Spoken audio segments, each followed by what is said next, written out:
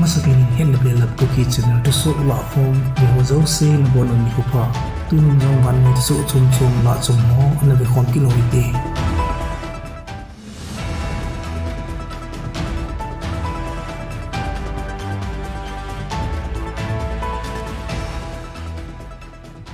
Indo-Pacific gam kai sunga chamlat ta ki vaipo Taiwan gam China in koi masu ke thei hilo aki khan thei hilo amoho gama akoyo ahiala United States in apan pile avesuida na ahong umzinga tu masang zinga zong China in gi nale alung hailo na vet sa na zat ana bol nongun alang to gila nim juding kichu amdi po vinhi hito kilon chun tunay lam cha chun United States President Joe Biden in ama vai hom na noya Taiwan gam galman cha 1.1 billion manwala kitho piding arms deal nei piding agong kit ne tin thulot hominahi Joe Biden in deal chu chil ha pinadinga ha ta agu to kilonin hichi packets noya chun dangka 665 million chu surveillance radar contract su sau beneding Sidewinder L-to-L missile zawal chule anti-safe harpoon missile somgo pinading apangi agitinahi hinla hitabang kinup to nading atha po do ahizing wangin United States hin galman cha atha achombe api beo ampo ni kisay nahi hichiho zo si chu phat masa apana anapi isaw Taiwan ten ananay saw galman cha angan ahina chunga Taiwan military adinga capability api benediw ampoi tintuso chun asay benahi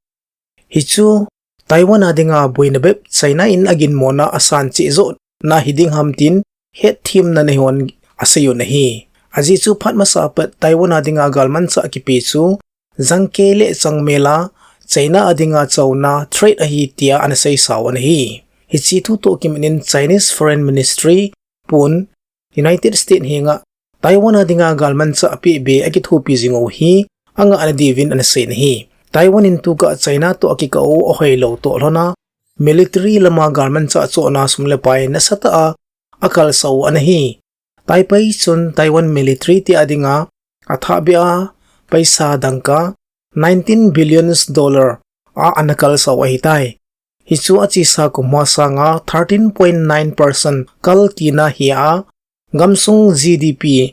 2.4% ala azaw tinizong hiya hi hichi paisa hoa chu fighter jet tha chule military equipment dangdang alambe dingo hi zong agiti Taiwan hin aitia amohole amho ki vai ho chamlet gamkhat hiwa ki kelo ahin hinla Beijing hin Taiwan hi ki khando thailo China gam China province khat ahi tia agial kin wahi achi sap ta sunga United States House of Representative Nancy Pelosi in gamsung anavilzia akika alhon hoisi ta hu hoi mo che ahina bana Chinese ten Taiwan tuipi pamzo sia military drill ananay uchu Taiwan ten theitup swa iti zongle buluna ahong umkha ngai le kidaw piding ahi tia pangkin uchu ahi hito kilhon chun amasapina dinga simpat ni khwa chu Chinese drone ho chu Taiwan sepai ten warning suit ti chu gi na anaka pano anahi hitia chu Chinese te drone chu ananong len ahin hinla Chinese officer hoa kon apet penin imadon budna ampon tunu kha pina tu so mi ho anga aphondo na anai nawa Chinese ten hichi thil su chu Taiwan vai hom ten ngal kon do asa na dinga ato go na wahitin anasayo nahi Taiwan chu ai ti a Chinese province khat ahitin anaphong do kinovin nahi gahe thei khat chu achi sani kho papip sunga Taiwan gamsung adia kinman le matsu tui kol tenia chu Chinese akon drone ho chu analeng lut jing a hivin hinla hichi drones ho chu koi penin aman cha alhalut jingham tiwang ki hechet lo chu a hi aji chu hichi kinman tui kol hi Chinese gamsunga kon kilometer nai cha o mahizin milham khat mai mejin jong alhalut jing theidin mun chu hi a hiala Taiwan ten China te hin gray warfare di chu Chinese milham ho chu hunama mangcha a Taiwan gamsung hi avet li zingo hi ativin hi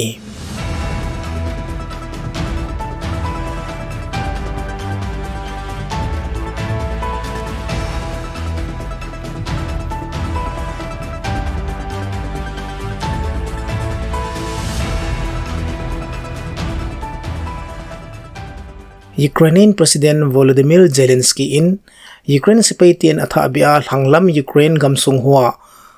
Russia te sat na le gamsung nungla anading hata pan ala ovin anasay nahi aman western gamhuan na piu galman sa ahoy ta ho su mga Russia te su anovin asay nahi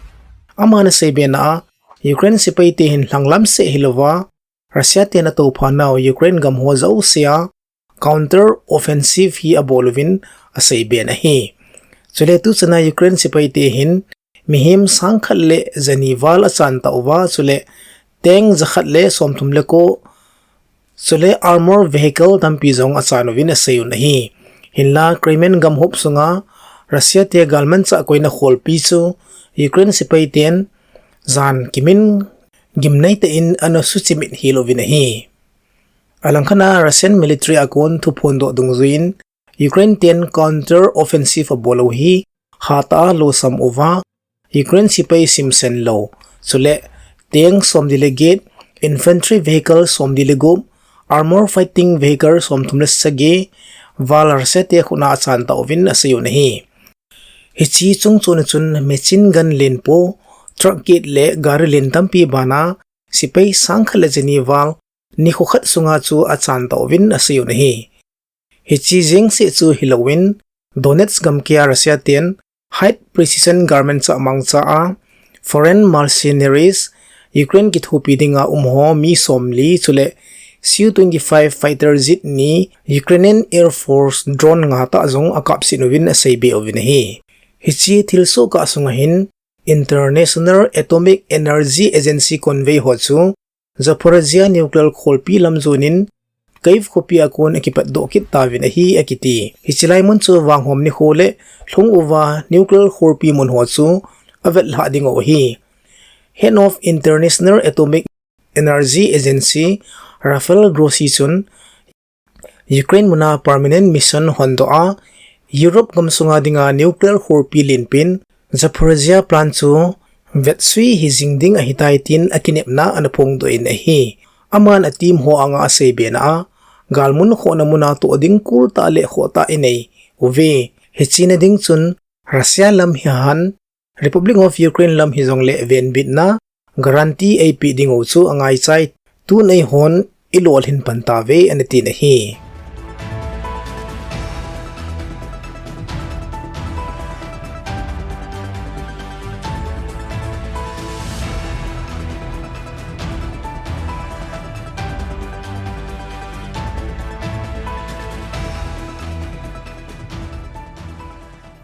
Union of Soviet Socialist Republic Premier anahi Mikhail Gorbachev chu sangkhat jako somthum lekhot kumin anapingin akhanga tu simtampi simdo ahizo nungkum sangni somnilani September ni sim somthum leisim ni khochun kumsom ko lekhat alhenin phatso ta damona ananai na akon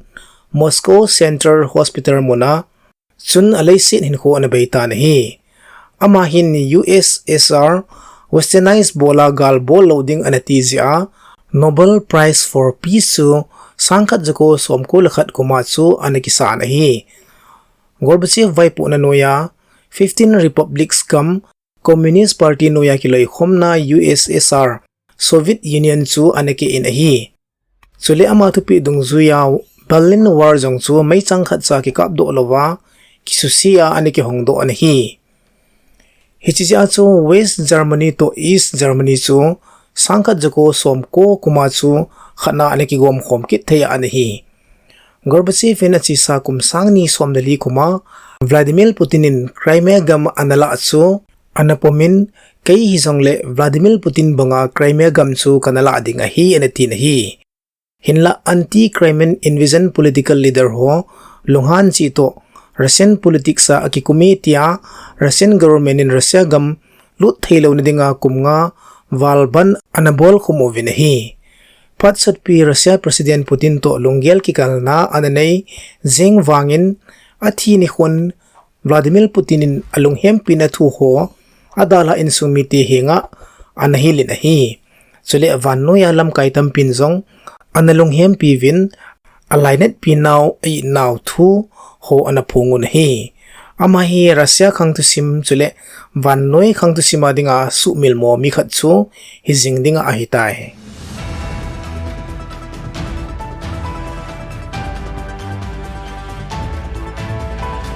Thusoh panapa na sin chen ngai ho zo se achung si wa gi pa naw khet ko be Thusoh thai mu kit ka bin mabonon mang phale si be